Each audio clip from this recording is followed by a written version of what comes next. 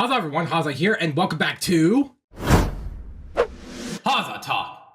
What topics shall I HAZAH talk about? Today's topic is filmmaking legend. Let's talk about the live-action classic musical Little Shop of Horrors. This was my all-time favorite musical, with all its catchy songs, characters, and story writing. I said back in my Q&A video back in 2021 that I liked the whole story of the original ending, which we're going to dive right into. This is Little Shop of Legends, the tale of the original ending. Now, before we dive into the original ending story, first, a bit of history.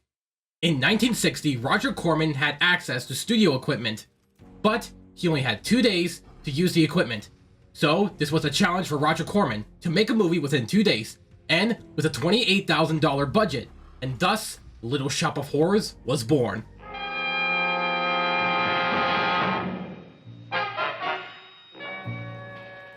A dark comedy B-movie starring the characters Seymour Krelborn, Audrey, Mr. Mushnick, the dentist, and a man-eating plant called Audrey Jr.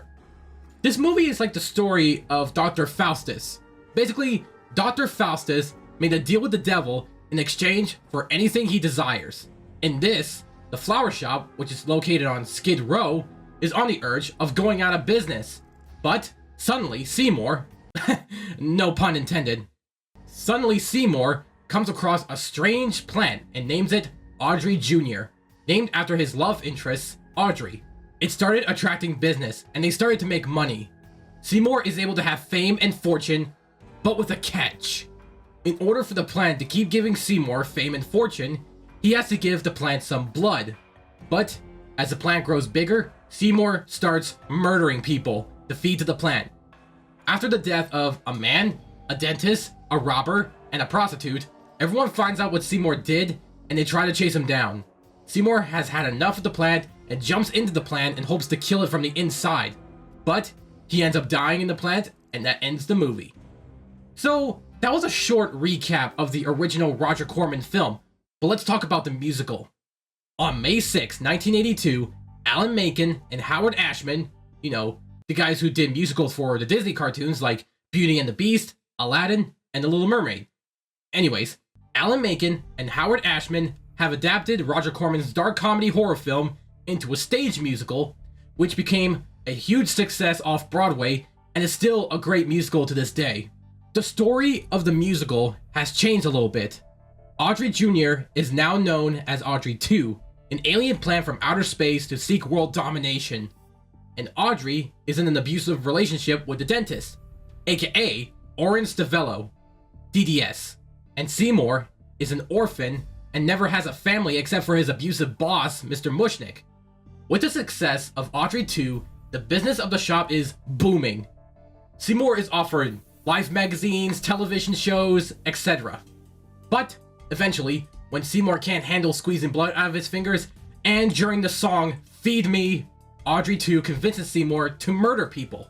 At first he flat out refuses, but Audrey II manipulates him and shows him the abuse Orin is putting on Audrey, which immediately changed his mind. Eventually, after killing Orin and Mr. Mushnick, Seymour has had enough of killing and plans to run away with Audrey. But Audrey II becomes smart and tricks Audrey to her death. Eventually, Seymour does prevent Audrey from being eaten, but it's too late. Audrey dies from her injuries and tells Seymour to feed her to the plant so he can continue to be successful. Seymour feeds her to the plant, but does end up finding out about Audrey II's true plan for world domination and tries to stop him, but Audrey II is too strong and ends up eating Seymour. The play ends with Audrey II's being sold all over the world, and when the time is right, they attack. And we get a final number from the dead main characters warning them about selling their soul for greed and fortune. With the success of the musical play, David Gavin at Warner Brothers decided to adapt the musical into a movie. The movie is directed by Frank Oz, the voice of Miss Piggy, and I think Fozzie Bear from the Muppets. He also did Yoda in Star Wars.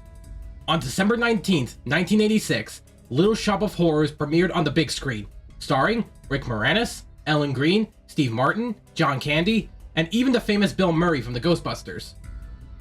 So that was a little history of how Little Shop of Horrors became a success. But now, let's talk about the legendary original ending.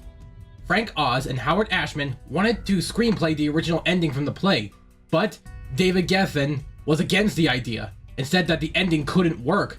But he supported the idea and they went with it. The ending sequence of Don't Feed the Plants miniatures and puppetry was done by Richard Conway, the guy who made the models and the plants on the Don't Feed the Plants number. They did a fantastic job with this finale. In the play, everything that was happening was only sung about, with the main characters living on as flowers on Audrey 2. But here, we straight up see it. Audrey 2's rampaging down the streets, a train going in the mouth, climbing on the Statue of Liberty, even the military attacking them. It was crazy. And it shows Frank Oz wanted to stay true to the source material, because the ending that was playing was the original ending from the play. As the editing process was going, Frank Oz decided to host a test screening for Little Shop of Horrors. Actually, 2 test screenings, actually. One in San Jose, and the other one in Los Angeles. So far, the test screening for the movie was going great. The audience applauded after every musical number. It was going great until they killed the leads. They killed Audrey and they killed Seymour. The whole test audience went silent, and according to Frank Oz, it was like a refrigerator, an ice box. It was a disaster. It was bad. The test audience did not like the original ending. Like, they hated them for killing Audrey and Seymour. Like, they hated it. And the movie needed to be at a 55% recommendation before a movie was released. But they only got a 13. It did not go well. So Frank Oz tried again with another test screening, this time taking place in Los Angeles. But the result ended up being the same. Instead of a 13, they got a 16. Oh man. So Frank Oz made a tough decision to scrap the ending completely and reshoot a whole new ending. Did I forget to mention that the original ending cost $5 million in the $25 million budget? So all of that, the money, and Richard Conway's work was put to waste. Since then, Frank Oz learned a lesson. In a stage play, you kill the 2 leads, but they come back for a bow. But in a movie, they don't come back for a bow, they're dead. And the test audience was upset for the characters they love getting killed. After a lot of money spending and reconstruction work, a new ending was reshot with Rick and Ellen returning, and James Belushi took over as Patrick Martin. The ending shows Seymour killing Audrey 2, and Seymour and Audrey get married and live happily ever after. And it ended up becoming the ending me and a few people will be familiar with. Frank Oz was not satisfied with this ending, but they had to do it for the test audience's sake. And soon, the original ending became a filmmaking legend of lost media, as some people were curious about the original ending. Around 1998, a special edition DVD of Little Shop of Horrors was released, but a week later, it was recalled. Why? Well, it's because Frank Oz released a VHS black and white cut of the original ending, with some music scores, sound effects missing, and poorer quality. When David Geffen heard about this, he called Frank and questioned him why he did it. It went like this. When Warner put the first DVD out, they called me and said, "Do I have the original ending?" And I said, "Yeah. I had it in black and white. It didn't exist in color." So I gave it to them to use, and then the DVD came out for a short time with the black and white ending as a bonus feature. And then I got a call from David Geffen, and David said, "What are you doing?" I said, "What do you mean? Why did you give him the black and white version?" I said, "That's all I had. I thought you were fine with that. I figured you and Warner were working together." He said, No, I have a color version." "You have the color version!" He said, "I have a color version. I don't want the black and white version out. I want the color version out." And so, you know, he's the producer. So, okay, fine. It's okay by me if you have the color. But, as time passed, it turned out David was mistaken. He did not have the colored version of the ending. You shouldn't tell someone you had something when you really don't. That's not the way to go. So far, we got 2 legendary stories. The original ending and the special edition DVD, which became a product on eBay selling for a high price. So people thought this was it, and we are never going to get another version of Little Shop of Horrors with the original ending. But help was on the way. In 2012, Kurt Galval and Warner Brothers developed a reconstructed version of the movie with the original ending added. It took them nearly 30 years to develop this new version, going through archives and notes. They even used the black and white original ending for reference. They wanted to make it stay true to Frank Oz's vision of this movie, even though Frank Oz wasn't involved much on the project. Finally, in 2012, the Blu-ray release of the director's cut of the movie came out, and so many people loved it. And recently, a lot of people prefer the original ending more than the theatrical ending. It could be argued in different ways, like asking, did Seymour really deserve to live happily ever after killing 2 people and selling his soul away to the devil?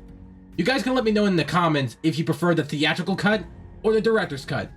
For me, I honestly prefer the director's cut, cause, come on, the theatrical ending delivered a bad message that you can murder people for profit and get away with it. This is not a good message at all, and with the director's cut ending, your actions have consequences and you can be punished for it. So, that was the entire legend of the original ending of Little Shop of Horrors. I love Little Shop of Horrors. It's my all-time favorite musical, and I hope the musical play comes to Canada someday. But I want to hear your thoughts.